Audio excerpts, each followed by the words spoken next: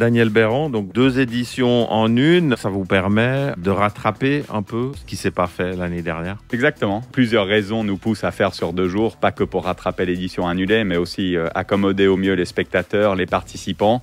Et l'idée, c'était aussi d'accommoder au mieux le jour J, parce que bien évidemment, on aura beaucoup de restrictions et de contraintes d'organisation. On avait quand même plus de 500 personnes en liste d'attente, donc c'était quelque chose qu'on ne voulait pas reproduire entre guillemets cette année. Donc l'idée, c'était d'avoir moins de gens et moins de flux de gens sur un jour, et donc ça nous permet d'espacer un peu mieux et d'accommoder au mieux tous les participants et les spectateurs sur 2 jours. Et de vraiment proposer à tout le monde qui souhaitait participer. Et cette année, on est presque à 3500 sur les 2 jours. 3500, c'est une participation record. Les mesures, les restrictions sanitaires ne font absolument pas fuir les gens. Les gens ont envie de vivre au mieux, hein. C'est sûr qu'il y a des restrictions, des contraintes avec la fermeture de beaucoup d'endroits de sport. Le lac a été un endroit ouvert au public malgré les contraintes et les restrictions. Donc on l'a vu à travers les deux dernières années, énormément d'engouement et de volonté d'aller nager au lac. Et je pense que cet engouement est un peu répercuté sur notre événement. On est ravis de nouveau d'avoir ce record de presque 3500 personnes qui nous permettent aussi d'être la plus grande manifestation organisée en eau froide au monde. Ça, c'est assez exceptionnel, surtout avec les mesures sanitaires.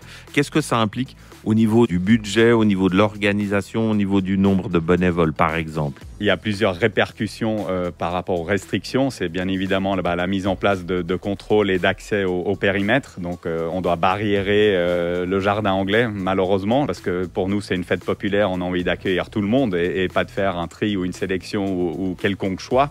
Mais si on veut l'organiser, on doit suivre ces restrictions mises en place. Bien évidemment, ça implique un côté budgétaire quand même assez conséquent, parce qu'il faut engager du personnel de sécurité pour contrôler tout ça, parce qu'on ne veut pas mettre cette responsabilité sur nos bénévoles.